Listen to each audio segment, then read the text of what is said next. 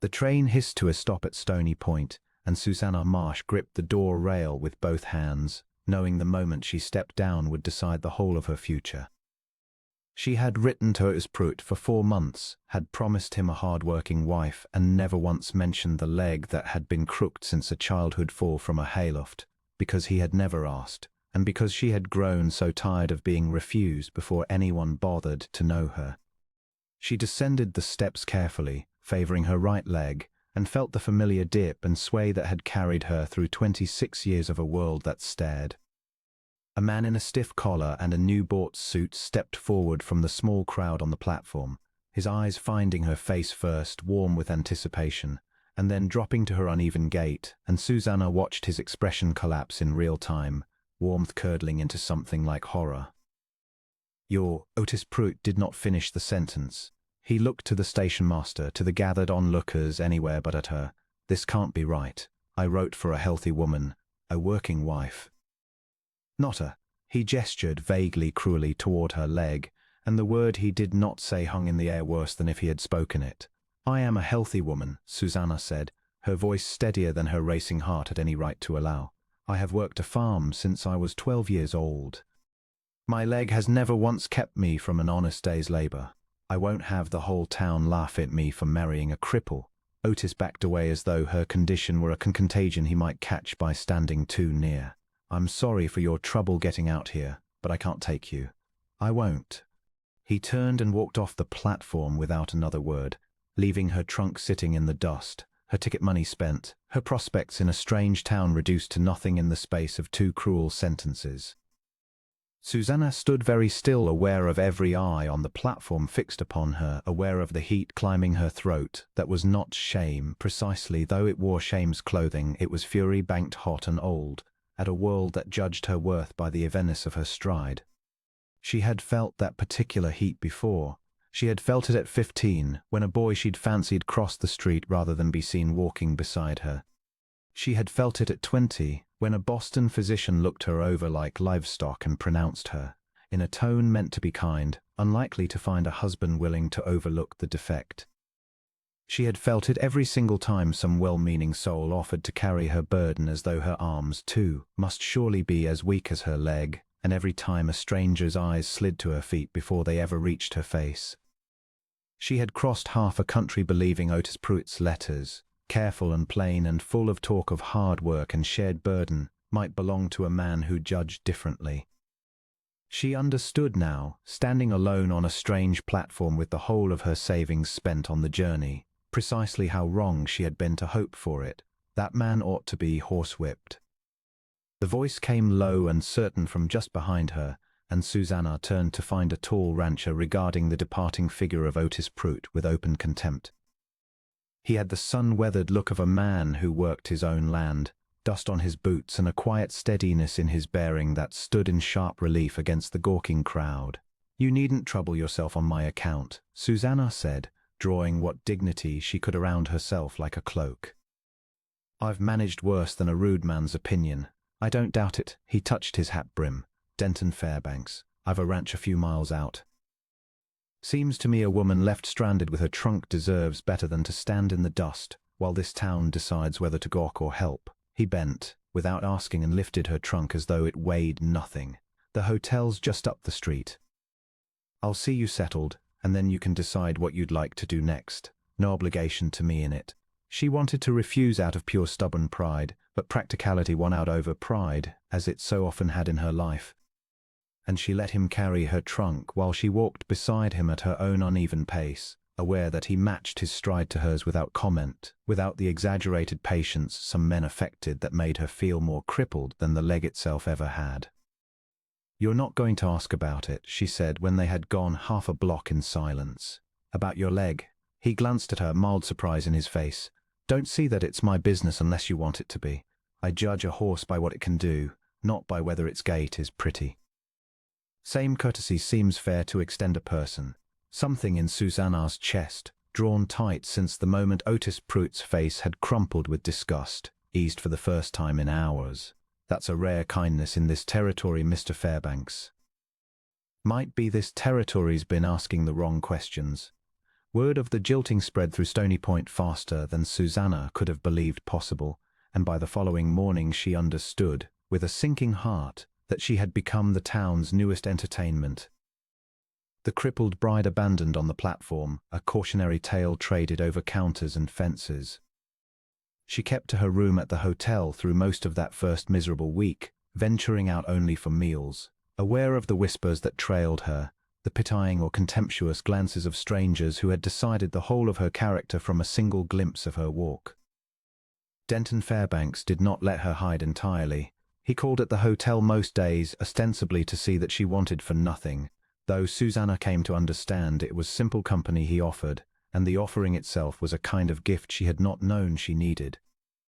He brought her books from his own modest shelf, walked with her along the quieter streets at the edge of town where fewer eyes could follow, and never once, in all those visits, treated her leg as anything but an unremarkable fact of who she was. One evening he brought a wildflower bouquet, gathered clumsily, clearly a rancher's first attempt at such a gesture, and admitted with a rueful half-smile that he'd never courted a woman properly in his life and hoped she'd forgive his fumbling at it. Another afternoon he asked, without a trace of pity in his voice, whether leg pained her on cold days, and when she admitted it sometimes did, he simply nodded and said he'd have a warmer coat sent up from the mercantile, the way he might have noted any practical fact about a person he meant to look after. She found herself, against every guarded instinct 4 months of Otis Pruitt's letters and a lifetime of careful strangers had built in her, beginning to trust the steadiness of him. Most men either look away from it entirely, as though pretending it doesn't exist will spare my feelings, she told him one evening, or they can't stop looking, weighing it, deciding what it costs me and what it costs them to be seen beside me. You do neither. Never saw the sense in either, he said simply. A leg's a leg. Character's the harder thing to judge, and yours has been plain to me since the first afternoon, watching you hold your chin up on that platform when half the town was staring. You could have any woman in this county, she told him plainly one afternoon as they sat on the hotel porch watching the street traffic thin toward evening, whole and unremarked upon women who wouldn't set the town gossiping every time you're seen with them. I could, he agreed, unbothered. Haven't wanted to yet. You've more grit in you than any 3 of them combined, Miss Marsh, and grit's worth more to me on a ranch than a smooth walk ever was. He studied her a moment, something gentler moving behind his steady eyes. Truth is, I've been alone on that land a long while, and I'd about given up hoping for a wife who'd meet me as an equal instead of a duty to be managed. I didn't expect to find her stranded on a train platform, but I'm not fool enough to walk away from what I found. Susanna's breath caught, and she might have answered him honestly then, had the moment not been shattered by the sight of Otis Pruitt himself, crossing the street toward the hotel with 2 of his cronies, a smirk already forming as he spotted her on the porch. Still here, Miss Marsh, he called, loud enough to draw the attention of passers-by. I'd have thought you'd have crawled back east by now, seeing as no decent man in Stony Point will have you. The street seemed to hold its breath. Susanna felt the old shame rise in her throat, ready to send her fleeing indoors as she had every day that week, and then she felt Denton rise beside her, unhurried, immovable, and something in his stillness gave her the courage to stay seated exactly where she was. Funny thing to say, Denton said, his voice carrying easily across the street without ever rising to a shout, seeing as I've asked Miss Marsh to be my wife, and I'm still waiting on her answer. Might be the decent men in this town have better eyes than you gave them credit for, Pruitt. You looked at a woman's leg and saw a burden. I looked at the same woman and saw somebody worth building a life beside. Reckon that says considerably more about you than it does about her. A murmur ran through the small gathered crowd, and Susanna watched, astonished, as the balance of the street's sympathy tipped visibly away from Otis Pruitt's sneer and toward the quiet certainty in Denton's words. One of the shopkeepers who had whispered behind her back all week now folded his arms and gave Pruitt a long, unimpressed look. The stationmaster's wife, who had clucked her tongue at Susanna's limp not 3 days before, stepped forward onto her own porch to watch, and did not look away in pity this time but in plain reassessment. Pruitt's face reddened. He opened his mouth to retort and found, apparently, nothing worth saying. She'll be nothing but a burden to you, Fairbanks, he tried at last, though the bluster had gone out of it, slowing you down on that ranch, needing tending like an invalid. She crossed half this country and rather than stay dependent on kin who didn't want the trouble of her, Denton cut in, his voice hardening for the first time. She stood on this porch all week with half of Stony Point whispering behind their hands, and never once run from it. I've broken horses with less grit than that. You had the good fortune of her letters for 4 months and threw her over for a stumble in her step. I'd call that the greater weakness, Pruitt, and I'd wager most folks watching agree with me. After a long, ugly moment, Pruitt turned and stalked off with his cronies trailing uncertainly behind him, the laughter he'd expected to command entirely absent. Denton turned to her then, and only then did she see that his composure had cost him something. His jaw was tight, his hands not quite steady at his sides, a man who had staked his own standing in town on her behalf without a flicker of hesitation. "You didn't have to do that," Susanna said, her voice unsteady now that the danger had passed. "You've made yourself a target for every wagging tongue in Stony Point." "I meant every word of it," he said. "Every one. I'm not asking you to marry me to spite Pruitt, or to prove some point to this town, though I won't pretend it doesn't please me to see his face when he's bested. I'm asking because in 1 week I've come to admire you more than I believed I could admire anyone, Limp and all. Or maybe on account of it, since it's the very thing that taught you to face this whole street without flinching."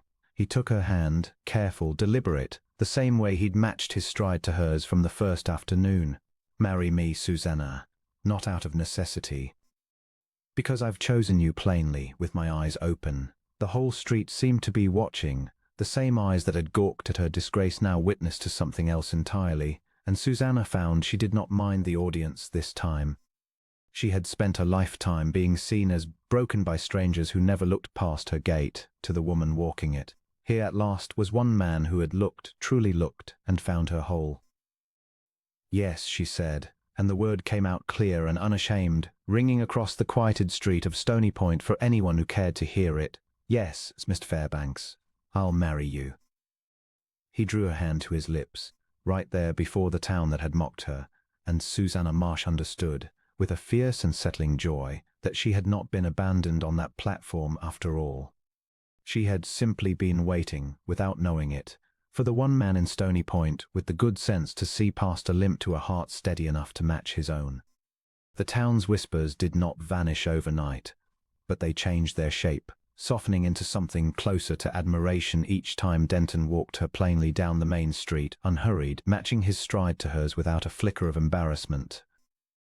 By the time the wedding was spoken over them in the small church at the edge of Stony Point, even the stationmaster's wife brought a jar of preserves as a gift, and the shopkeeper who had once whispered behind her hand offered a bolt of good blue cloth for a wedding dress.